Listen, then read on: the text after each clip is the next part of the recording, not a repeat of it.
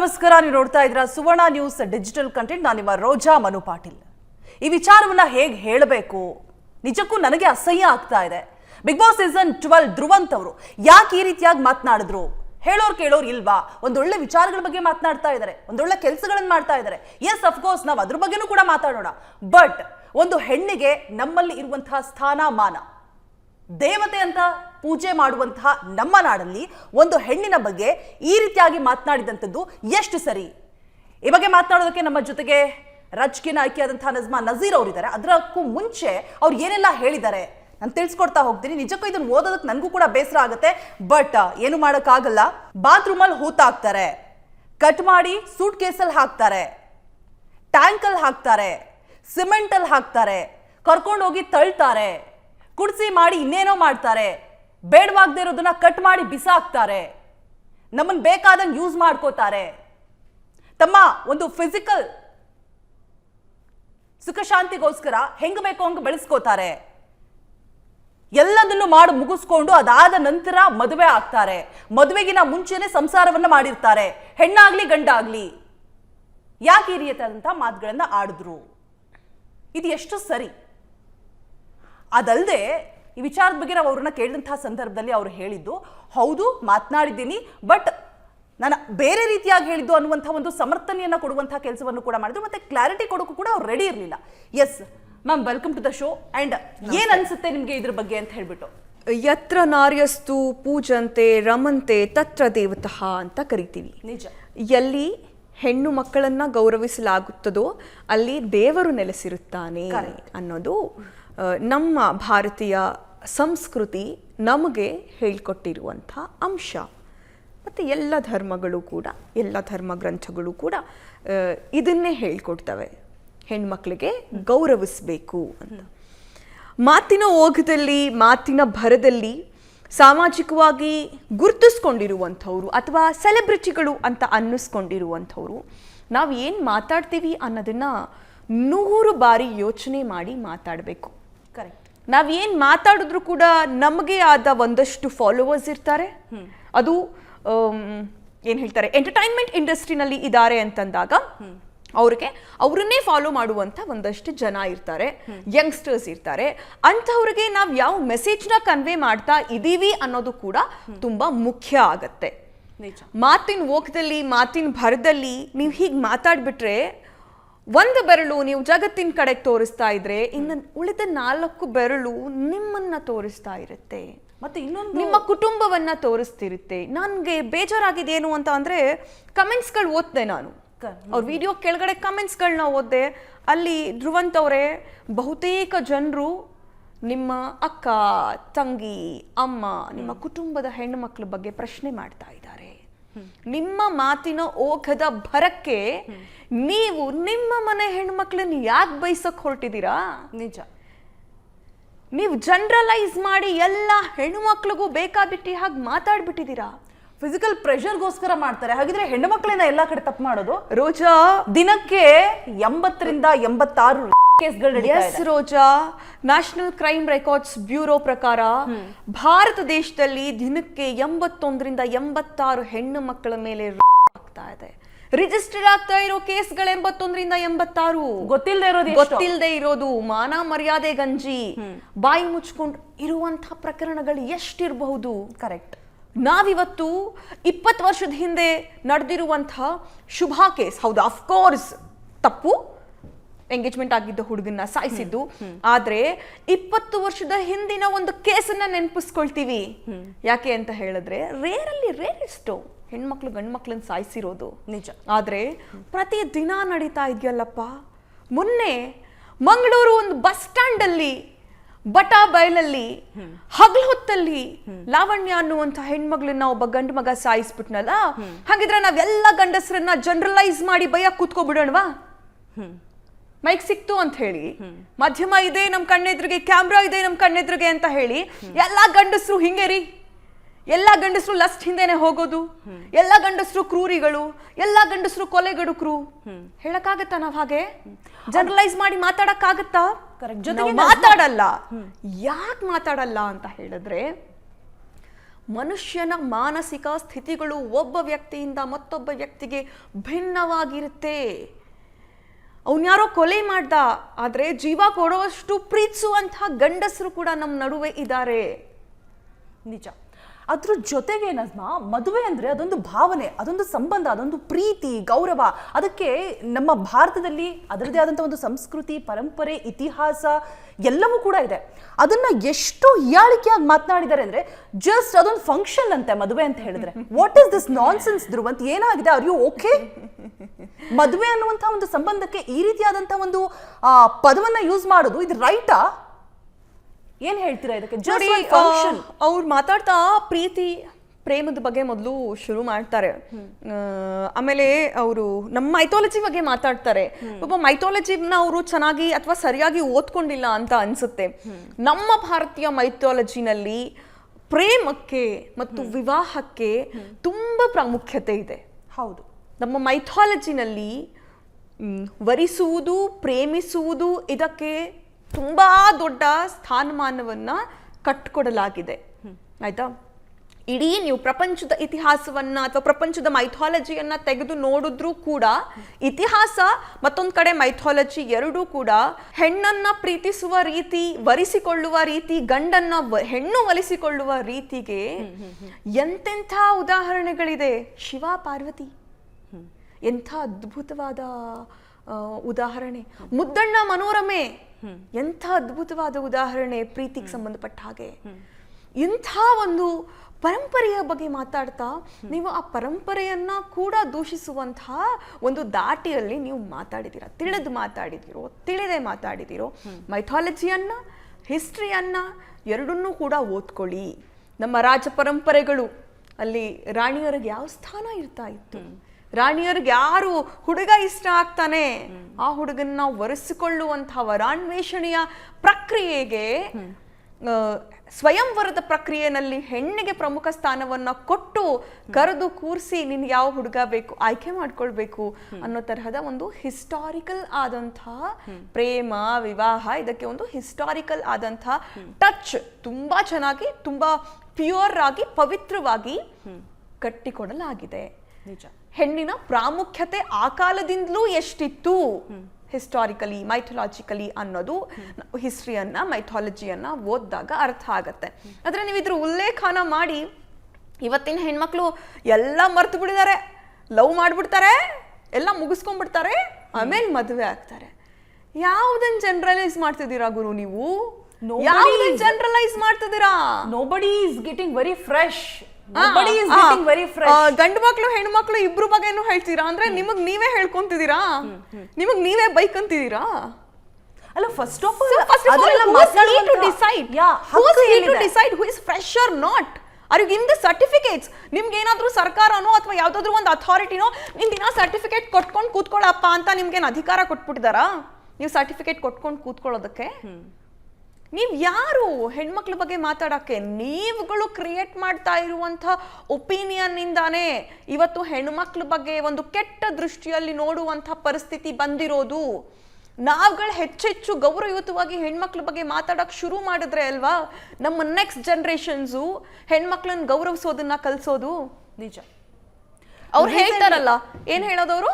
ಬಾತ್ರೂಮಲ್ಲಿ ಹೂತ ಹಾಕ್ತಾರೆ, ಕಟ್ ಮಾಡಿ ಸೂಟ್ ಕೇಸಲ್ಲಿ ಹಾಕ್ತಾರೆ, ಟ್ಯಾಂಕ್ ಅಲ್ಲಿ ಹಾಕ್ತಾರೆ, ಸಿಮೆಂಟ್ ಅಲ್ಲಿ ಹಾಕ್ತಾರೆ, ಕರ್ಕೊಂಡು ಹೋಗಿ ತಳ್ತಾರೆ, ವಿಷ ಹಾಕ್ತಾರೆ. ಇದನ್ನೆಲ್ಲ ಹೆಣ್ಮಕ್ಳು ಯಾರು ಮಾಡಿದ್ದಾರೆ? ಅಷ್ಟು ಜನ ತಳ್ಳಿರೋದು ತಪ್ಪು, ಬಾತ್ರೂಮಲ್ಲಿ ಹೂತ್ ಹಾಕಿರೋದು ತಪ್ಪು, ಸಿಮೆಂಟ್ ಅಲ್ಲಿ ಹೂತ್ ಹಾಕಿರೋದು ತಪ್ಪು, ಫ್ರಿಜ್ ಅಲ್ಲಿ ಇಟ್ಟಿರೋದು ತಪ್ಪು, ಅಷ್ಟೇ ತಪ್ಪು.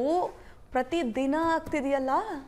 ಕರೆಕ್ಟ್. ಪ್ರತಿ ದಿನ ಆಗ್ತಿದೆಯಲ್ಲ. ನೀವು ಒಂದ್ಸರಿ ನಮ್ ಕರ್ನಾಟಕದ ಮಹಿಳಾ ಆಯೋಗದ ಕಡೆ ಒಂದ್ಸತಿ ಹೋಗ್ಬಿಟ್ಟು ಬನ್ನಿ ಅಣ್ಣ, ಧ್ರುವಂತಣ್ಣ, ಒಂದ್ಸತಿ ಮಹಿಳಾ ಆಯೋಗದ ಕಡೆ ಹೋಗ್ಬಿಟ್ಟು ಬನ್ನಿ. ಅಲ್ಲಿ ಅಪ್ಲಿಕೇಶನ್ಸ್ ಎಷ್ಟು ಬಿದ್ದಿದೆ ಒಂದ್ಸತಿ ತೆಗೆದು ನೋಡಿ, ನಿಮ್ಗೆ ಅರ್ಥ ಆಗುತ್ತೆ ಹೆಣ್ಮಕ್ಳು ಎಷ್ಟು ಬ್ರುಟಾಲಿಟಿಯನ್ನ ಅನುಭವಿಸ್ತಾ ಇದ್ದಾರೆ, ಹೆಣ್ಮಕ್ಳು ಎಷ್ಟು ನೋವುಗಳನ್ನ ಅನುಭವಿಸ್ತಿದ್ದಾರೆ. ಒಂದು ಬೀದಿನಲ್ಲಿ ರೋಜಾ ನೀವು ಹೀಗೆ ಹೋಗಿ ಹೀಗೆ ಬಂದ್ರೆ ಒಂದು 10 ಮನೆ ಇದೆ ಅಂತ ಹೇಳಿದ್ರೆ ಒಂದು 2 ಮನೆಯಲ್ಲಾದ್ರೂ ಮನೆಯಲ್ಲಿ ಆ ಹೆಣ್ಣು ಮಗಳ ಮೇಲೆ ಕೌಟುಂಬಿಕ ದೌರ್ಜನ್ಯ ನಡೀತಾನೆ ಇರುತ್ತೆ. 100%. ಹೊಡಿತಾನೆ, ಬಡಿತಾನೆ, ಲೈಂಗಿಕ ದೌರ್ಜನ್ಯ ಮಾಡ್ತಿರ್ತಾನೆ. ಇವೆಲ್ಲ ಕೇಸ್ಗಳು ಪ್ರತಿದಿನ ನಡೀತಾ ಇರುತ್ತೆ. ಒಂದು ಸರಿ ಇವರು ಮಹಿಳಾ ಸ್ಟೇಷನ್ಗಳ ಕಡೆಗೆ ಹೋಗಿ ಬರಲಿ, ಪ್ರತಿದಿನ ಈಗ ನಾವು ರಾಜಕಾರಣಿಗಳಾಗಿ ನಮ್ಮ ಹತ್ರ ತುಂಬಾ ಹೆಣ್ಮಕ್ಳು ಸಮಸ್ಯೆಗಳನ್ನ ಹೊತ್ಕೊಂಡು ಬರ್ತಾರೆ. ಅಫ್ಕೋರ್ಸ್ ಗಂಡು ಮಕ್ಳು ಕೂಡ ಬರ್ತಾರೆ, ಆದ್ರೆ ಹೆಣ್ಣು ಮಕ್ಕಳ ಸಂಖ್ಯೆ ಜಾಸ್ತಿ ಇರುತ್ತೆ. ಹಂಗಂತ ನಮ್ಮ ಹೆಣ್ಮಕ್ಳು ಅನ್ಬೋದಲ್ಲ, ನಾಳೆ ನಮಗೆ ಮ್ಯಾರೇಜ್ ಅಲ್ಲಿ ಬಿಲೀಫೇ ಇಲ್ಲ, ಇದನ್ನ ಒಂದು 4 ವರ್ಷದಿಂದನೋ 5 ವರ್ಷದಿಂದನೋ ಸರಣಿಯಾಗಿ ಆಗ್ತಾ ಇದೆ, ಅಥವಾ ಈ ವರ್ಷ ಒಂದಷ್ಟು ಸರಣಿ ಪ್ರಕರಣಗಳು ಬಯಲಿಗೆ ಬಂದಿದ್ದಾವೆ.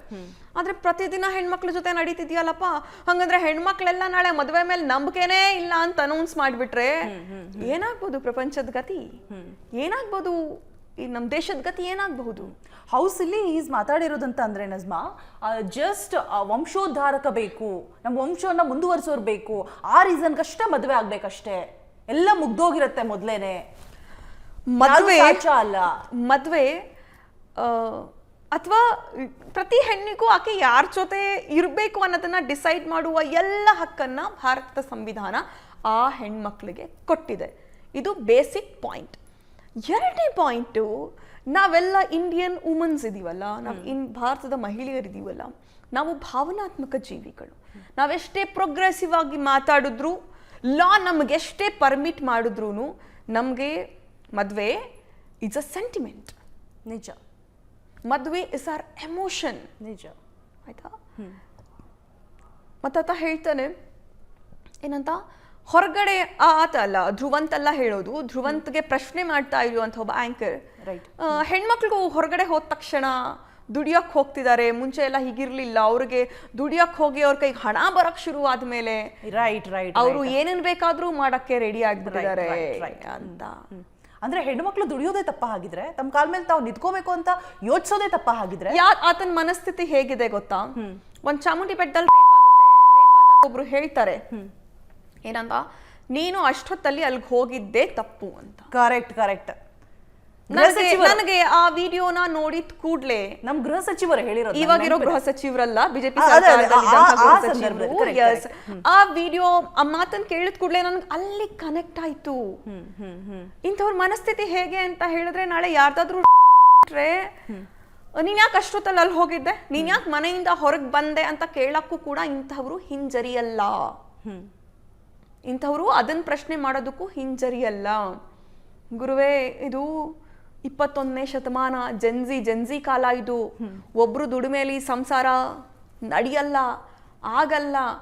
ಅದ್ರ ಜೊತೆಗೆ ಹೆಣ್ಣು ಯಾವಾಗ್ಲೂ ಆಕೆ ಮನೇಲಿ ಇದ್ರೂ ಕೂಡ ಮನೆಯನ್ನ ನಿಭಾಯಿಸುವ ರೀತಿಗಳಿದೆಯಲ್ಲ, ಸ್ವಾವಲಂಬಿ ರೀತಿಗಳು. ಇವತ್ತು ಮನೇಲೂ ಕೆಲಸ ಮಾಡ್ಕೊಂಡು ಹೊರಗಡೆನೂ ದುಡಿದು ಸಂಸಾರ ಮಾಡ್ತಾ ಇರುವಂತಹ ಎಷ್ಟೊಂದು ಹೆಣ್ಮಕ್ಳಿದ್ದಾರೆ. ಸಿಂಗಲ್ ಪೇರೆಂಟ್ ಆಗಿ ತಮ್ಮ ಮಕ್ಕಳನ್ನ ಸಾಕಿ ಸಲಹಿ ವಿದ್ಯಾಭ್ಯಾಸ ಕೊಡುವಂತಹ ಹೆಣ್ಮಕ್ಳಿದ್ದಾರೆ. ನಿಮ್ಮ ಹೇಳಿಕೆಗಳ ಮೂಲಕ, ನಿಮ್ಮ ಮಾತುಗಳ ಮೂಲಕ ಅಂತಹವರ ಘನತೆಯ ಬದುಕಿಗೆ, ದುಡಿಯುವ ಹೆಣ್ಣು ಮಕ್ಕಳ ಘನತೆಯ ಬದುಕಿಗೆ ನೀವು ಧಕ್ಕೆ ತರ್ತಾ ಇದ್ದೀರಾ. ನಿಜ ಅಲ್ಲ, ಯಾಕೆ ನೀವು ಅದನ್ನೆಲ್ಲ ಯೋಚನೆ ಮಾಡಲ್ಲ? ಹೆಣ್ಮಕ್ಳು ಹೊರಗಡೆ ಹೋದ ತಕ್ಷಣ ಕೆಟ್ಟವ್ರು ಆಗ್ಬಿಡ್ತಾರೆ ಅನ್ನೋದಾದ್ರೆ, ನಿಮ್ಮನೆ ಹೆಣ್ಮಕ್ಳು ಯಾರು ಹೊರಗಡೆ ದುಡಿತಾನೆ ಇಲ್ವಾ? ಅಥವಾ ಹೊರಗಡೆ ಓಡಾಡೋ ನಾನಾಗ್ಲಿ ರೋಜಾ ಆಗ್ಲಿ ನಾವೆಲ್ಲರೂ ಕೆಟ್ಟವ್ರ? ನಾವೆಲ್ಲರೂ ಮಾನುಗೆಟ್ಟವ್ರ? ಅಂಡ್ ಅವ್ರು ಹೇಳೋವಂಥ ಸಂದರ್ಭದಲ್ಲಿ ಆ ಮಾತನ್ನ ನಂಗೆ ಗೊತ್ತಿಲ್ಲ ಅವ್ರು ಯಾಕೆ ಹೇಳಿದ್ರು, ಏನು ರೀಸನ್, ಯಾವೊಂದು ವಿಚಾರವನ್ನ ತಲೆಯಲ್ಲಿ ಇಟ್ಕೊಂಡು ಹೇಳಿದ್ರು. ಬಟ್ ಮಾತನಾಡ್ತಾ ಹೇಳಿದ್ರು, ನಾನು ಫಿಲ್ಟರ್ ಇಲ್ಲದೆ ಮಾತಾಡ್ತೀನಿ, ನಾನು ಬಿಗ್ ಬಾಸ್ ಮನೇಲಿ ಇದ್ದಿದ್ದು ಹೀಗೇನೆ, ನಾನು ಎಲ್ಲ ನೇರವಾಗಿ ಹೇಳ್ತೀನಿ. ಓಕೆ ಫೈನ್, ನೀವು ನೇರವಾಗೇ ಹೇಳಿ, ನೀವು ಹೇಗಿದೆಯೋ ಹಾಗೆ ಹೇಳಿ. ಬಟ್ ನಿಮ್ಗೆ ಈ ವಿಚಾರವನ್ನ ಮಾತನಾಡುವಂತ ಹಕ್ಕನ್ನು ಕೊಟ್ಟಿದ್ಯಾರು? ಆ ಹಕ್ಕು ಇದೆಯಾ ನಜ್ಮಾ ಅವರಿಗೆ? ಖಂಡಿತವಾಗಿಯೂ ಇಲ್ಲ. ಅವ್ರ ಮನೆ ಹೆಣ್ಮಕ್ಳು ಅವ್ರನ್ನ ಕೇಳಬೇಕು, ನಿಮ್ ಇದು ಹೆಂಗಪ್ಪ ಮಾತಾಡ್ದೆ ಅಂತ. ನಮ್ಮ ತಾಯಿ ನಮ್ಮ ಮನೇಲಿ ಯಾರಾದ್ರೂ ಹಿಂಗ್ ಮಾತಾಡ್ತಿದ್ರೆ 4 ಬಾರ್ಸ್ ಕೇಳ್ತಿದ್ದೆ ನಾನು, ಯಾಕಪ್ಪ ಹಿಂಗೆಲ್ಲ ಯಾಕಪ್ಪ ಮಾತಾಡ್ದೆ, ಬಾಯಿಗೆ ಸ್ವಲ್ಪ ಲಗಾಮ್ ಹಾಕು ಅಂತ.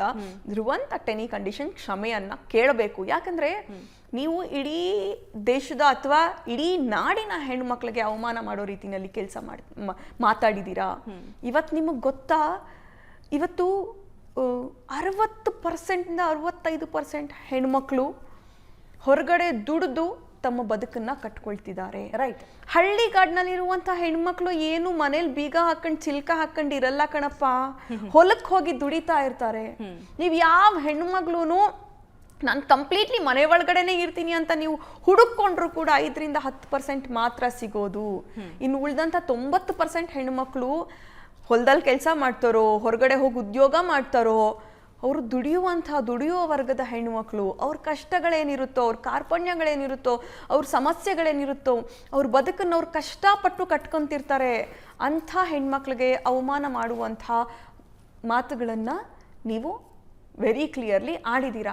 ನೀವು ನೇರವಾಗಿ ಫಿಲ್ಟರ್ಲೆಸ್ ಆಗಿ ಮಾತಾಡೋದಾದ್ರೆ ಬನ್ನಿ, ಎಷ್ಟೆಲ್ಲ ದೌರ್ಜನ್ಯ ಆಗ್ತಾ ಇದೆ. ಇವತ್ತು 10 ವಿದ್ಯಾರ್ಥಿಗಳು ನೀಟ್ನ ಕಾರಣದಿಂದ ಮಾಡ್ಕೊಂಡ್ಬಿಟ್ಟಿದ್ದಾರೆ. ನೀವು ನೇರವಾಗಿ ಅದ್ರ ಬಗ್ಗೆ ಬಂದು ಮಾತಾಡಿ ಬ್ರದರ್. ಲಾವಣ್ಯ ಅನ್ನುವಂಥ ಹೆಣ್ಮಕ್ಳಿಗೆ ಚಾಕು ಚುಚ್ಬಿಟ್ಟಿದ್ದಾನೆ ಒಬ್ಬ, ಅದ್ರ ಬಗ್ಗೆ ಮಾತಾಡಿ ಬ್ರದರ್. ಎಷ್ಟು ಪ್ರಕರಣಗಳಾಗ್ತಾ ಇದೆ. ಹುಬ್ಳಿ ನೇಹಾ ಪ್ರಕರಣ ಅಂತೆ, ಲಾವಣ್ಯ ಪ್ರಕರಣ ಅಂತೆ, ಕಾವ್ಯ ಪ್ರಕರಣ ಅಂತೆ. ಎಷ್ಟು ಜನ ಗಂಡು ಮಕ್ಕಳು ಹೆಣ್ಮಕ್ಳನ್ನ ನಿಮ್ಮ ತೆವಲುಗಳನ್ನ ತೀರಿಸ್ಕೊಳ್ಳೋದಕ್ಕೆ ಅವ್ರು ಒಪ್ಕೊಳ್ಳಿಲ್ಲ ಅಂತಂದಾಗ ಕೊಲೆ ಮಾಡಿದ್ದಾರೆ. ನೀವ್ಯಾಕೆ ಇದ್ರ ಬಗ್ಗೆ ಮಾತಾಡಲ್ಲ? ನಿಜ. ನೀವ್ಯಾಕೆ ಇದ್ರ ಬಗ್ಗೆ ಧ್ವನಿ ಎತ್ತಲ್ಲ? ಧ್ವನಿ ಎತ್ತೋದಕ್ಕೆ, ನ್ಯಾಯ ಕೊಡಿಸೋದಕ್ಕೆ, ನೇರವಾಗಿ ಮಾತಾಡೋದಕ್ಕೆ ಸಾಕಷ್ಟು ಸಬ್ಜೆಕ್ಟ್ಸ್ಗಳಿದೆ. ಅದನ್ನ ಬಿಟ್ಟು ನೀವು ಯಾವುದೋ ಯಾರು ಮಾಡಿದ್ದಾರೆ ಕೆಟ್ಟ ಕೆಲಸ, ಆ ಹೆಣ್ಮಕ್ಳ ಹೆಸರು ಹೇಳ್ಬಿಟ್ಟು, ಆ ಪ್ರಕರಣ ಹೇಳ್ಬಿಟ್ಟು ಹೇಳಿ. ಅದನ್ನ ಬಿಟ್ಟು ಎಲ್ಲಾ ಹೆಣ್ಮಕ್ಳು ಕೆಲಸ ಮಾಡೋ ಎಲ್ಲಾ ಹೆಣ್ಮಕ್ಳು, ಎಲ್ಲಾ ಹುಡುಗರು ಯಾರು ಇವತ್ತು ಪ್ಯೂರ್ ಅಲ್ಲ, ಎಲ್ಲಾ ಹುಡುಗರು ಕೆಟ್ಟವ್ರೆ, ಎಲ್ಲಾ ಹುಡುಗಿರು ಕೆಟ್ಟವ್ರೆ ಅಂತ ಮಾತಾಡ್ತಿದ್ಯಲ್ಲ. ನಿಜ. ಅಂಡ್ ಈ ಹಿಂದೆನೆ ಹೇಳಿದ್ರು ನಜ್ಮಾ ಅವರ ಹಿರಿಯರು ಒಂದು ಗಾದೆ ಮಾತು ಹೇಳಿದ್ರು. ಅದು ನಿಜಕ್ಕೂ ಇವಾಗಿಗೂ ಕೂಡ ಅದು ಸೂಕ್ತ ಅಂತ ಅನ್ಸುತ್ತೆ ಈ ಸಿಚುಯೇಷನ್ಗೆ. ಬಟ್ಟೆ ಮೇಲೆ ಮುಳ್ಳು ಬಿದ್ರು ಕೂಡ, ಮುಳ್ಳಿನ ಮೇಲೆ ಬಟ್ಟೆ ಬಿದ್ರು ಕೂಡ ಹರಿಯೋದು ಬಟ್ಟೆನೆ ಅಂತ ಹೇಳ್ಬಿಟ್ಟು ಆಗ್ಲೇ ಎಲ್ರಿಗೂ ಗೊತ್ತಿದೆ. ಈಗ ನೋಡಿ ಕೇಸಸ್ ಆಗ್ತಾ ಇದೆ ಪರ್ ಡೇ 82, 85, 86 ಹತ್ತತ್ರ ಆಗ್ತಾ ಇದೆ. ಏನ್ ಕೊಡ್ತಾರೆ ಅಂತ ಹೇಳಿದ್ರೆ, ಕಾರಣ ಏನ್ ಕೊಡ್ತಾರೆ ನಜ್ಮಾ ಅವ್ರೆ? ಹಾಕೋ ಬಟ್ಟೆ ಸರಿ ಇರಲ್ಲ ಹೆಣ್ಮಕ್ಳು. ಹಾಗಿದ್ರೆ ಸೀರೆ ಉಡ್ಕೊಂಡವ್ರ ಮೇಲೆ ಆಗಲ್ವಾ? ಶಾರ್ಟ್ಸ್ ಹಾಕೊಂಡವ್ರ ಮೇಲೆ ಅಷ್ಟೇ. ಅಜ್ಜಿ ಅಂದ್ರೂ ಬಿಡಲ್ಲ, ಚಿಕ್ಕ ಪುಟ್ಟ ಮಕ್ಕಳ ಬಿಡಲ್ಲ. 6 ತಿಂಗಳ ಮಗುವಿನ ಮೇಲೂ ಆಗಿದೆ. ರೈಟ್. ಬರೀ ಶಾರ್ಟ್ಸ್ ಹಾಕೊಳ್ಳೋ ಹೆಣ್ಮಕ್ಳೆಲ್ಲ, ಪೂರ್ತಿ ಮೈ ತುಂಬಾ ಬುರ್ಖಾ ಹಾಕೊಳ್ಳೋ ಹೆಣ್ಮಕ್ಳು ಮೇಲೂ ಆಗಿದೆ. ಸೀರೆ ಉಟ್ಕೊಳ್ಳೋ ಹೆಣ್ಮಕ್ಳು ಮೇಲೂ ಆಗಿದೆ. ಮಾಡುವವರ ಮನಸ್ಥಿತಿ ಅಷ್ಟೇ ಮತ್ತು ನೋಟ ಅಷ್ಟೇ ಅಲ್ಲಿ ಮ್ಯಾಟ್ರ್ ಆಗೋದು. ಏನ್ ಹಾಕೊಂಡಿದ್ದಾಳೆ, ತೊಟ್ಕೊಂಡಿದ್ದಾಳೆ, ಉಟ್ಕೊಂಡಿದ್ದಾಳೆ, ಅದೆಲ್ಲ ಮ್ಯಾಟ್ರ್ ಆಗೋದು. ನಾವು ಆ ಹೆಣ್ಣನ್ನ ಯಾವ ರೀತಿಯಾಗಿ ನೋಡ್ತೀವಿ ಅದು ಮ್ಯಾಟರ್. ಯಾರು ಮಾತಾಡ್ತಾರಲ್ಲ ಅವ್ರದ್ದು ಅಷ್ಟೇ. ಅವರು ಫಿಲ್ಟರ್ ಇಲ್ಲದೆ ಮೈಂಡ್ ಅಲ್ಲಿ ಏನ್ ಯೋಚನೆ ಮಾಡಿರ್ತಾರೆ ಎಲ್ಲಾ ಹೆಣ್ಮಕ್ಳ ಬಗ್ಗೆ, ಅದ್ ನಾಲ್ಗೆಲ್ಲಿ ಬಂದಿದೆ, ಒಪ್ಕೊಂಡಿದ್ದಾರೆ ಪಾಪ ಅವರು. ನಾನು ಫಿಲ್ಟರ್ಲೆಸ್ ಆಗಿ ಮಾತಾಡಿದೀನಿ ಅಂತ. ಅವ್ರ ಮನಸ್ಥಿತಿ ಅಂತದ್ದು ಅದನ್ನ ಬಾಯಲ್ಲಿ ಹೇಳಿದಾರೆ ಅವ್ರಷ್ಟೇ. ಅವ್ರು ಏನ್ ಯೋಚನೆ ಮಾಡ್ತಾರಲ್ಲ, ಇಲ್ಲಿ ಕೆಟ್ಟದನ್ನ ತುಂಬಿಕೊಂಡು, ಇಲ್ಲಿ ಲದ್ದಿ ತುಂಬಿಕೊಂಡು, ಇಲ್ಲಿ ಅಸಹ್ಯವಾದದನ್ನ ತುಂಬಿಕೊಂಡು ಅದನ್ನೇ ಬಾಯಲ್ಲಿ ಹೇಳಿದ್ದಾರೆ. ಅದು ಅಷ್ಟು ಈಸಿಯಾಗಿ. ಓಕೆ, ಅವ್ರು ಏನಾದ್ರೂ ಹೇಳ್ಕೊಂಡ್ಲಿ. ಆ ಮದುವೆ ಅನ್ನೋದ್ರ ಬಗ್ಗೆ ಮಾತನಾಡಿದ್ರಲ್ಲ, ಅದು ನಿಜಕ್ಕೂ ಪೂಜೆಗಳು ನಂಗೆ ತುಂಬಾ ಬೇಜಾರಾಯ್ತು. ನಂಗೆ ಎಮೋಷನಲಿ ಹರ್ಟ್ ಕೂಡ ಆಯ್ತು. ಅದು ನಮ್ಮೂರು ಪಿರಿಯಾಪಟ್ಟಣ, ನಮ್ಮಲ್ಲಿ ಶಕ್ತಿ ದೇವತೆಗಳ ನಗರ ಅಂತ ನಮ್ಮೂರನ್ನ ಕರೀತಾರೆ. ಮಸ್ಲಿಕಮ್ಮ ತಾಯಿ ಮತ್ತು ಪಿರಿಯಾಪಟ್ಟಣದ ಮೈಸೂರವ್ರು ಅಂದ್ರೆ ನಾವು ಚಾಮುಂಡಿ ತಾಯಿಗೆ ಕೈ ಮುಗಿದು ನಮ್ಮ ಮೈಸೂರಿಗೆ ಒಂದು ಎಮೋಷನಲ್ ಆಗಿ ಹೆಣ್ಣು ದೇವತೆಗಳ ಬಗ್ಗೆ ಒಂದು ಕನೆಕ್ಷನ್ ಇದೆ. ಸೊ ಹೆಣ್ಣು ಮಕ್ಕಳನ್ನ ಪೂಜೆ ಮಾಡೋದನ್ನ ನಾವು ಹುಟ್ಟದಾಗ್ಲಿಂದ, ಅಥವಾ ಹೆಣ್ಣು ದೇವತೆಗಳನ್ನ ಪೂಜೆ ಮಾಡೋದನ್ನ ನಾವು ಹುಟ್ಟದಾಗ್ಲಿಂದ ನೋಡ್ಕೊಂಡು ಬಂದಿದ್ದೀವಿ. ನಾವ್ ಯಾರಾದ್ರೂ ಏನಾದ್ರು ಹೆಣ್ಣು ಮಕ್ಳಿಗೆ ಬೈತಿದ್ರೆ, ಬೆಳಗ್ಗೆ ಎದ್ದು ಹೆಣ್ಣು ದೇವತೆಗೆ ಪೂಜೆ ಮಾಡ್ತೀಯಾ ನೀನ್ ಹಿಂಗ್ ಬೈತಿದ್ಯಾ ನಿನ್ ಹೆಂಡತಿಗೆ ಅಂತ ಬಾಯಿ ಮುಚ್ಚಿಸ್ತೀವಿ ನಾವು ನಮ್ಮ ಲೋಕಲ್ ಅಲ್ಲಿ. ಅಂಥ ಒಂದು ಭಾರತೀಯ ಪರಂಪರೆ ಇದೆಯಲ್ಲ, ಭಾರತೀಯ ಪರಂಪರೆಯಲ್ಲಿ ಬಹುತೇಕ ದೇವತೆಗಳು ಹೆಣ್ಮಕ್ಳೇನೆ, ಹೌದಲ್ವಾ? If I am wrong please correct me. Correct ಅಲ್ವಾ? ನಾವು ಹೆಣ್ಮಕ್ಳಿಗೆ ಕೈ ಮುಗಿಯುವಂಥವ್ರು ಹೆಣ್ಮಕ್ಳ ಬಗ್ಗೆ ಇಷ್ಟು ತುಚ್ಛವಾಗಿ ಮಾತಾಡೋದಕ್ಕೆ ಹೆಂಗ್ ಮನ್ಸು ಬರುತ್ತೆ? ಅಲ್ಲಿಯ ಪೂಜಾ ವಿಧಾನಗಳ ಬಗ್ಗೆ ಹೀಗೆ ಮಾತಾಡೋದಕ್ಕೆ ಹೆಂಗ್ ಮನ್ಸು ಬರುತ್ತೆ? ನಿಜ. ವೆಡ್ಡಿಂಗ್ ಅಥವಾ ಮದುವೆ ಒಂದು ಸಂಭ್ರಮ ಮಾತ್ರ ಅಲ್ಲ, ಅದು ಒಂದು ಗಂಡು ಮತ್ತು ಒಂದು ಹೆಣ್ಣಿನ ಬಹುದೊಡ್ಡ ಕನಸು. ಆತ ಸಿಂಪಲ್ ಆಗಿ ಆಗ್ತಾನೋ, ವಿಧಿವಿಧಾನಗಳ ಮೂಲಕ ಆಗ್ತಾನೋ, ಮಂತ್ರ ಮಾಂಗಲ್ಯ ಆಗ್ತಾರೋ, ನಿಖಾ ಆಗ್ತಾರೋ, ದಟ್ಸ್ ಅ ಬ್ಯೂಟಿಫುಲ್ ಎಮೋಷನ್. 2 ಕುಟುಂಬಗಳ ಎಮೋಷನ್ ಅದು, ತಂದೆ ತಾಯಂದ್ರ ಎಮೋಷನ್. ಅದರ ಹಿಂದೆ ಮಾನಸಿಕವಾಗಿ, ಆರ್ಥಿಕವಾಗಿ ಎಷ್ಟು ಒಂದು ಪಾಲ್ಗೊಳ್ಳುವಿಕೆ ಇರುತ್ತೆ ಅದರಲ್ಲಿ. ಆ ಪವಿತ್ರವಾದ ಒಂದು ಕಾರ್ಯವನ್ನ ಇಷ್ಟು ಹೀಗಳ್ದು ಮತ್ತೆ ತುಂಬಾ ಇಂಪಾರ್ಟೆಂಟ್ ಆಗಿರೋ ಒಂದು ಘಟ್ಟ ಮದುವೆ ಅನ್ನೋದು ಎಲ್ಲರ ಜೀವನದಲ್ಲೂ, ಅದನ್ನ ಇಷ್ಟು ಹೀಯಾಳ್ಸಿ ಒಂದು ಫಂಕ್ಷನ್ ಅಂತ ಮಾಡ್ಬಿಡ್ತಾರೆ ಅಂತ ಹೇಳೋದು. ವಂಶೋದ್ಧಾರಕ ಬೇಕು ಅಂತ ಇಟ್ಸ್ ವೆರಿ ಈಸಿ ಅಲ್ಲಪ್ಪ.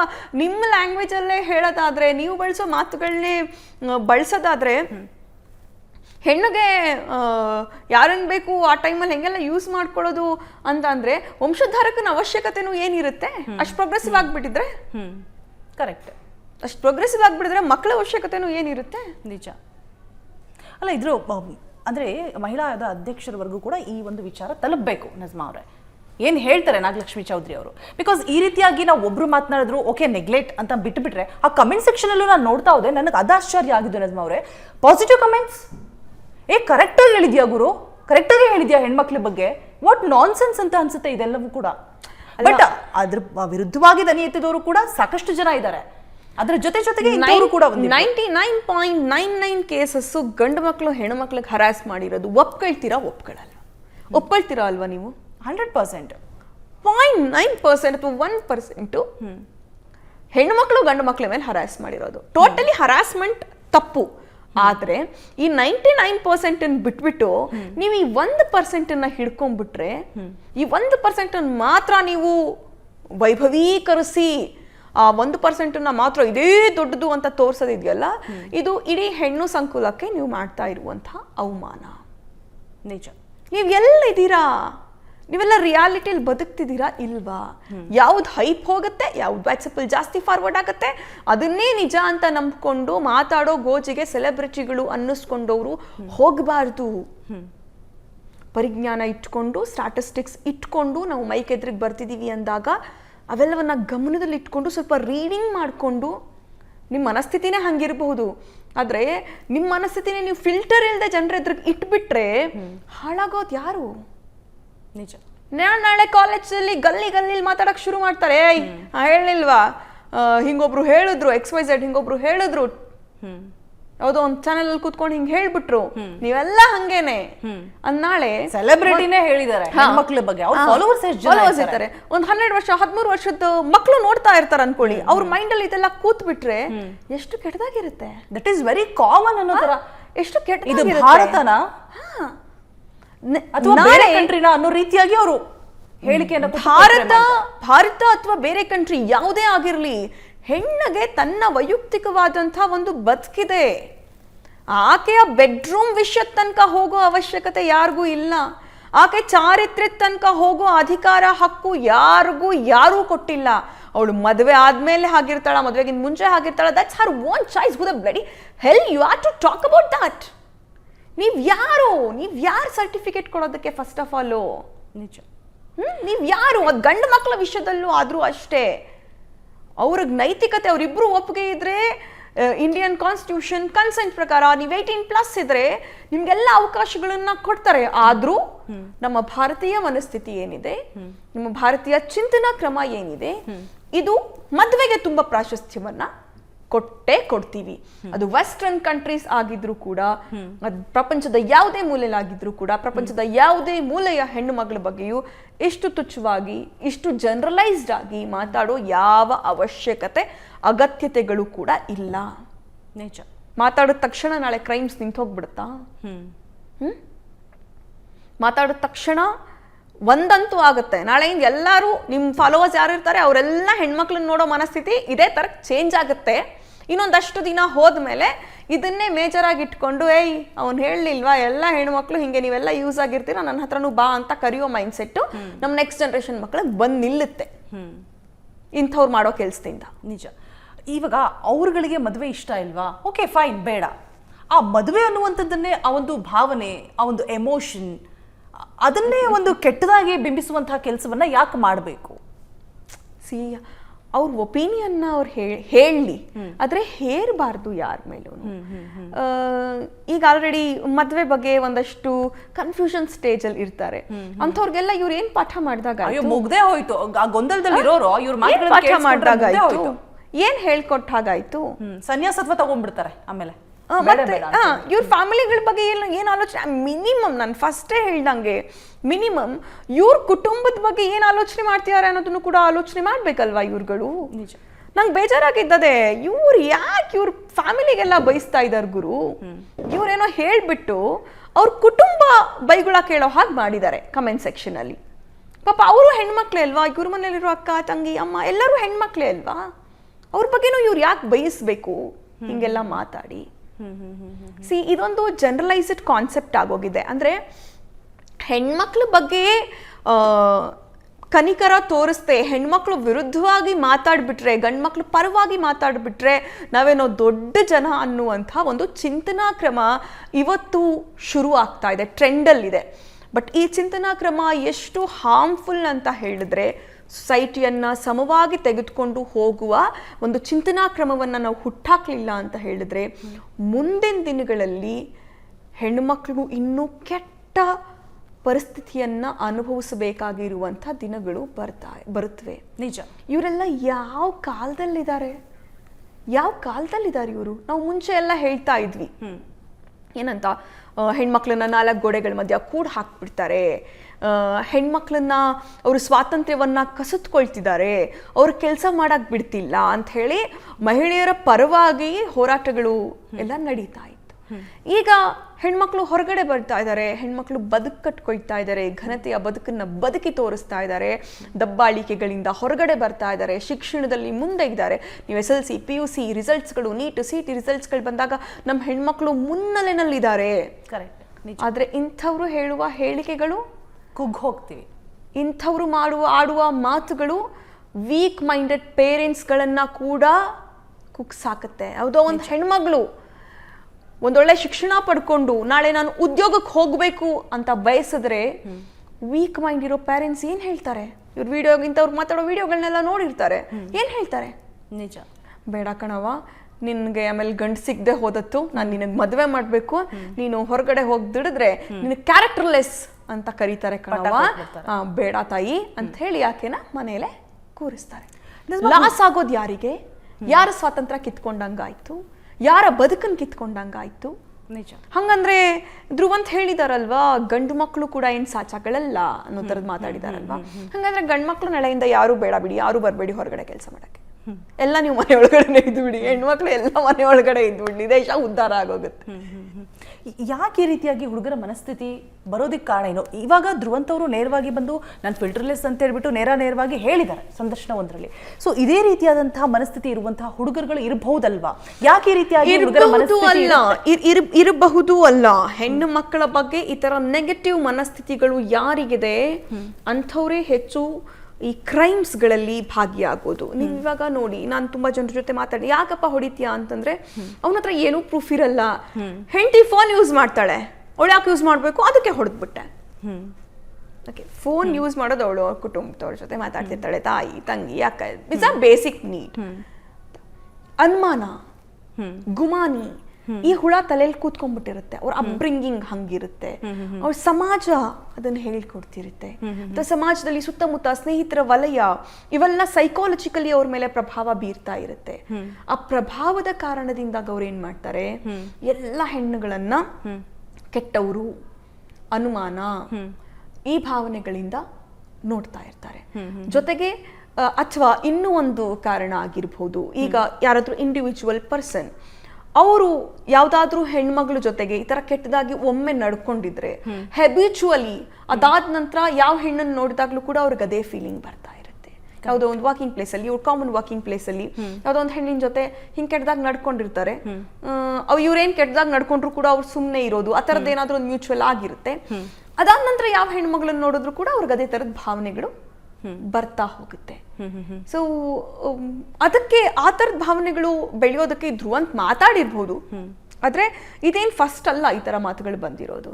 ತುಂಬಾ ಜನ ಸಾಮಾಜಿಕ ಜಾಲತಾಣಗಳಲ್ಲಿ ಬರೀತಾ ಇರ್ತಾರೆ, ನಾನು ಗಮನಿಸ್ತಾ ಇರ್ತೀನಿ. ರೀಸೆಂಟ್ಲಿ ಒಂದು 370 ಬಿರಿಯಾನಿ ಅನ್ನುವಂಥದ್ದು ಇದರಲ್ಲೂ ಕೂಡ ಅಸಭ್ಯವಾಗಿ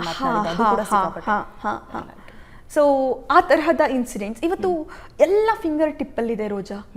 ಇವತ್ತಿನ ಜಗತ್ತು ನಡೀತಾ ಇರೋದೇನೆ ಡಿಜಿಟಲ್ ಮಾಧ್ಯಮಗಳು ಮತ್ತು ಸಾಮಾಜಿಕ ಮಾಧ್ಯಮಗಳು ಯಾವ ತರಹದ ಪರಿಣಾಮಗಳನ್ನ ನಮ್ಮ ಮೇಲೆ ಬೀರುತ್ತೆ ಅನ್ನೋದ್ರ ಮೇಲೆ. ಸೊ ಇಲ್ಲಿ ಯಾರೋ ಒಬ್ಬ ರೈಸ್ ಮಾಡ್ತಾನೆ ಒಂದು ಇಶ್ಯೂನ, ಏನೋ ಒಂದು ಬರೀತಾನೆ, ಅದರಿಂದ ಇವರು ಪ್ರಭಾವಿತರಾಗ್ತಾ ಹೋಗ್ತಾರೆ, ಒಪಿನಿಯನ್ ಬಿಲ್ಡ್ ಆಗ್ತಾ ಹೋಗುತ್ತೆ. ಅದ್ರಲ್ಲಿ ಎಷ್ಟ್ರ ಮಟ್ಟಿಗೆ ಅವ್ರು ಮುಳುಗ್ ಹೋಗ್ತಾರೆ ಅಂದ್ರೆ, ನಮ್ಮನೇಲೆ ಇರೋ ನಮ್ಮ ತಾಯಿ ತಂಗಿ ಅಕ್ಕ ಎಷ್ಟು ಸಂಭಾವಿತರಾಗಿ ಬದುಕ್ತಿದ್ದಾರೆ ಇದನ್ನ ಮರ್ತೇ ಹೋಗುವಷ್ಟು ಅವರು ಆ ಕಲ್ಪನಾ ಲೋಕದೊಳಗಡೆ ನುಗ್ಬಿಡ್ತಾರೆ. ಯಾವ್ದನ್ನು ತೋರಿಸ್ತಾರೆ ಡಿಜಿಟಲ್ ಮಾಧ್ಯಮಗಳಲ್ಲಿ ಅಥವಾ ಸಾಮಾಜಿಕ ಜಾಲತಾಣಗಳಲ್ಲಿ ಯಾವ್ದನ್ನು ತೋರಿಸ್ತಾರೆ, ಸೆಲೆಕ್ಟೆಡ್ ವಿಷಯಗಳನ್ನ ಹಾಕಿರ್ತಾರೆ. ಆ ವಿಷಯನ ಇವ್ರ ಮೈಂಡಲ್ಲಿ ತುಂಬಿಕೊಂಡು ನಾಲ್ಗೆನಲ್ಲಿ ಆ ಭಾಷೆ, ಆ ಚಿಂತನೆಯನ್ನ ಪ್ರಯೋಗ ಮಾಡ್ತಾರೆ. ನೀವೇನು ಪ್ರತಿದಿನ ಹೆಣ್ಮಕ್ಳು ಅನುಭವಿಸ್ತಾ ಇರುವಂಥ ಕ್ರೈಮ್ಗಳನ್ನ ಹಾಕದಾದ್ರೆ, ನೀವು ಪ್ರತಿದಿನ ಹೆಣ್ಮಕ್ಳು ಅನುಭವಿಸುವಂತ ನೋವುಗಳನ್ನ ಬಿತ್ತರಿಸುದಾದ್ರೆ ಮಾಧ್ಯಮಗಳಲ್ಲಿ, ನಿಮಗೆ 24/7 ನಿಮ್ ಸುವರ್ಣ ನ್ಯೂಸ್ ಅಲ್ಲಿ ಹೆಣ್ಮಕ್ಳ ಮೇಲೆ ಆಗ್ತಾ ಇರುವಂಥ ಅಟ್ರಾಸಿಟೀಸ್, ಹೆಣ್ಮಕ್ಳ ಮೇಲೆ ಆಗ್ತಾ ಇರುವಂಥ ಕೌಟುಂಬಿಕ ಕಲಹಗಳು ಇವನ್ನ ಪ್ಲೇ ಮಾಡೋದಕ್ಕೆ ಟೈಮೇ ಸಾಲಲ್ಲ. ಒಂದು ದಿನದ 24 ಗಂಟೆಗಳು ಕೂಡ ಸಾಲೋದಿಲ್ಲ, ಅಷ್ಟು ನ್ಯೂಸ್ಗಳಿರುತ್ತೆ. ನಿಜ ನಿಜ. ಆದ್ರೆ ಮುನ್ನೆಲೆಗೆ ಬರೋದು ಯಾವುದು? ಮುನ್ನೆಲೆಗೆ ಅಪರೂಪಕ್ಕೆ ನಡೆಯುತ್ತಲ್ಲ, ಉಲ್ಟಾ ರಿವರ್ಸ್. ಅಂದ್ರೆ ರೆಗ್ಯುಲರ್ ಆಗಿ ಗಂಡು ಮಕ್ಕಳು ಹೆಣ್ಮಕ್ಳ ಮೇಲೆ ದಬ್ಬಾಳಿಕೆ ದೌರ್ಜನ್ಯ ಮಾಡ್ತಿರ್ತಾರೆ. ಆ ನ್ಯೂಸ್ಗಳು 24 ಗಂಟೆಯೂ, ದಿನದ 24 ಗಂಟೆಯೂ, ವಾರದ 7 ದಿನವೂ, 365 ವರ್ಷದ 365 ದಿನವೂ ನಡೆಸಬಹುದಾದಷ್ಟು ಕಂಟೆಂಟ್ ಇರುತ್ತೆ. ಆದ್ರೆ ಸೆಲೆಕ್ಟಿವ್ ಕಂಟೆಂಟ್ ಆಗಿ ನಾವು ಏನು ಹೆಣ್ಮಕ್ಳು ಗಂಡು ಮಕ್ಕಳನ್ನ ಸಾಯಿಸಿದ ವಿಷಯಗಳು ತುಂಬಾ ಅಬ್ಬರದ ಸುದ್ದಿ ಆಗುತ್ತೆ. ಯಾಕಂದ್ರೆ ಅದು ಸಾಮಾನ್ಯ ಅಲ್ಲ. ನಮ್ಮ ಸಮಾಜ ಗಂಡು ಹೆಣ್ಣಿಗೆ ಹೊಡೆಯೋದನ್ನ ಸಾಮಾನ್ಯ, ಇಟ್ಸ್ ಅ ಕಾಮನ್ ಅಂತ ಪ್ರಿಸ್ಕ್ರೈಬ್ ಮಾಡಿಬಿಟ್ಟಿದೆ. ಅದೇ ಒಬ್ಬ ಹೆಣ್ಣು ಗಂಡಿಗೆ ಹೊಡೆಯೋದನ್ನ ಅಸಾಮಾನ್ಯ ಅಂತ ಮಾಡಿದೆ. ನಾವು ಯಾವಾಗ್ಲೂ ಅಷ್ಟೇ, ನಾವು ಸಾಮಾನ್ಯವಾದದ್ರ ಬಗ್ಗೆ ಡಿಸ್ಕಸ್ ಮಾಡ್ತೀವ ಹೆಚ್ಚು? ಇಲ್ಲ. ಅಸಾಮಾನ್ಯವಾದದ್ದು ಯಾವ್ದು ಘಟಿಸಿರುತ್ತೆ, ನಡೆದಿರುತ್ತೆ, ಅದ್ರ ಬಗ್ಗೆ ಹೆಚ್ಚು ಡಿಸ್ಕಸ್ ಮಾಡ್ತೀವಿ. ಅದು ಇನ್ನೂ ಹೆಚ್ಚೆಚ್ಚಾಗ್ತಾ ಇರೋದು ಸಾಮಾಜಿಕ ಜಾಲತಾಣಗಳು ಬಂದ ಮೇಲೆ ಮತ್ತು ಸಾಮಾಜಿಕ ಜಾಲತಾಣಗಳ ಪ್ರಭಾವದ ಕಾರಣದಿಂದಾಗಿ. ಹಾಗಾಗಿ ಇದೇನು ಹೆಚ್ಚೆಚ್ಚು ಪ್ರಚಾರಕ್ಕೆ ಬರ್ತಾ ಇದೆ ಅದು ಗಂಡು ಮಕ್ಕಳ ಮನಸ್ಥಿತಿಗೆ ಇನ್ನೊಂದಷ್ಟು ಕೂಡ, ನೋಡು ಹುಡುಗಿನ ಹೊಡೆದ್ಬಿಟ್ಲಾ, ಹುಡುಗಿ ಹೊಡೆದ್ಬಿಟ್ಲಾ, ಹುಡುಗಿ ಸಾಯಿಸ್ಬಿಟ್ಲಾ, ಹಂಗಿದ್ರೆ ನನ್ನನ್ನು ಲವ್ ಮಾಡ್ತಾ ಇರೋಳು ನನ್ನನ್ನು ಬಿಟ್ಟು ಹೋಗ್ತೀನಿ ಅಂತಿದ್ದಾಳೆ, ಅವಳೇನ್ ಮಾಡೋದು, ನಾನೇ ಅವಳನ್ನ ಸಾಯಿಸ್ಬಿಡ್ತೀನಿ, ನಾನೇ ಅವಳನ್ನ ಕೊಲೆ ಮಾಡ್ಬಿಡ್ತೀನಿ, ನಾನೇ ಅವಳನ್ನ ಮುಗಿಸ್ಬಿಡ್ತೀನಿ. ಈ ತರಹದ ಹೆಣ್ಣು ಮಕ್ಕಳ ಮೇಲೆ ಹಲ್ಲೆ ಮಾಡುವಂಥ, ದೌರ್ಜನ್ಯ ಎಸಗುವಂಥ ಸಂಖ್ಯೆ ಹೆಚ್ಚಾಗ್ತಾ ಹೋಗುತ್ತೆ. ಕರೆಕ್ಟ್, 100%. ಒಂದು ನಾನು ಏನನ್ನು ಹೇಳಕ್ ಇಷ್ಟಪಡ್ತೀನಿ ಕುಟುಂಬಗಳಿಗೆ ಅಥವಾ ತಾಯಂದ್ರಿಗೆ, ತಂದೆಗೆ ಏನು ಹೇಳಕ್ ಇಷ್ಟಪಡ್ತೀನಿ ಅಂದರೆ, ನಾವು ಮನೆಗಳಲ್ಲಿ ಇವತ್ತಿಗೂ ಕೂಡ ಹೆಣ್ಣು ಮಕ್ಳಿಗೆ ನೀನು ಹೇಗೆ ನಡ್ಕೊಳ್ಬೇಕು ಅನ್ನೋ ಪಾಠ ಮಾಡಕ್ಕೆ ಹೊರಟಿದ್ದೀವಿ, ಧ್ರುವಂತ್ ಮಾಡಿದ ಹಾಗೆ. ಆದರೆ ಗಂಡು ಮಕ್ಕಳಿಗೆ ನೀನು ಹೆಣ್ಣನ್ನು ಹೇಗೆ ನೋಡಬೇಕು, ಹೆಣ್ಣನ್ನು ಹೇಗೆ ಗೌರವಿಸ್ಬೇಕು ಅನ್ನೋದನ್ನು ಹೇಳ್ಕೊಡೋ ಗೋಚಿಗೆ ಹೋಗ್ತಾನೇ ಇಲ್ಲ. ಇವತ್ತು ಹೆಣ್ಣು ಮಕ್ಕಳಿಗಿಂತ ಹೆಚ್ಚು ಪಾಠ ಹೇಳ್ಕೊಡ್ಬೇಕಾಗಿರೋದು ಗಂಡು ಮಕ್ಕಳಿಗೆ. ನೀನು ಹೆಣ್ಣನ್ನು ಹೇಗೆ ಗೌರವಿಸ್ಬೇಕು ಅನ್ನೋದನ್ನು ಹೇಳ್ಕೊಡ್ಬೇಕಾಗಿರೋದು ಗಂಡು ಮಕ್ಕಳಿಗೆ. ಆ ಕೆಲಸನ ಕುಟುಂಬಗಳು ಅವರ ಅಪ್ಬ್ರಿಂಗಿಂಗ್ನಲ್ಲಿ ಮಾಡಿದ್ರೆ ಇಂಥ ಮಾತುಗಳು ಗಂಡು ಮಕ್ಕಳ ಬಾಯಿಯಿಂದ ಬರೋದಿಲ್ಲ. ಥ್ಯಾಂಕ್ ಯು ಸೋ ಮಚ್ ನಿಜ್ಮಾ, ಒಂದಷ್ಟು ವಿಚಾರಗಳ ಬಗ್ಗೆ ಮಾಹಿತಿಯನ್ನು ಹಂಚಿಕೊಂಡ್ರೆ, ಹಾಗೆ ಹುಡುಗರ ಮನಸ್ಥಿತಿ ಈ ರೀತಿಯಾಗಿ ಇರುತ್ತೆ ಅನ್ನುವಂಥದ್ರ ಬಗ್ಗೆ ಕೂಡ ಅತ್ಯದ್ಭುತವಾದಂತಹ ಮಾಹಿತಿಯನ್ನು ಕೊಟ್ರಿ. ಆ್ಯಂಡ್ ನೋಡಿದ್ರಲ್ವಾ ವೀಕ್ಷಕರೇ, ಧ್ರುವಂತ್ ಯಾಕೆ ಈ ರೀತಿಯಾಗಿ ಮಾತನಾಡಿದ್ರು ಅನ್ನುವಂಥದ್ದು ನಿಜಕ್ಕೂ ಗೊತ್ತಿಲ್ಲ. ಆ ಫಿಲ್ಟರ್ ಇಲ್ಲದೆ ನಾನು ಮಾತನಾಡ್ತೀನಿ ಯಾವಾಗಲೂ ಅನ್ನುವಂಥದ್ದು ಅದೇ ಮುಳುವಾಯಿತು. ಮಾತೆ ಮುತ್ತು, ಮಾತೆ ಮೃತ್ಯು ಅನ್ನುವಂಥದ್ದು ಇದಕ್ಕೆ ಹೇಳ್ತಾರೆ ಅಂತ ಅನ್ಸುತ್ತೆ. ನೋಡೋಣ, ಸ್ಪಷ್ಟನೆ ಕೊಡ್ತಾರಾ, ಕ್ಲಾರಿಟಿ ಕೊಡ್ತಾರಾ, ಅಥವಾ ನಾನು ಹೇಳಿದ್ದೇ ಸರಿ ಅಂತ ಹೇಳ್ಬಿಟ್ಟು ಸಮರ್ಥನೆ ಮಾಡ್ಕೊಳ್ತಾರಾ ಅಂತ ಹೇಳ್ಬಿಟ್ಟು. ಇದಾಗಿತ್ತು ಇವತ್ತಿನ ವಿಶೇಷ ಎಪಿಸೋಡ್. ಇದಷ್ಟು ಒಳ್ಳೊಳ್ಳೆ ಕಂಟೆಂಟ್ಗಳಿಗಾಗಿ ಫಾಲೋ ಮಾಡ್ತಾ ಇರಿ ಸುವರ್ಣ ಡಿಜಿಟಲ್ ಚಾನೆಲ್, ನೇರ ದಿಟ್ಟ ನಿರಂತರ. Thank you.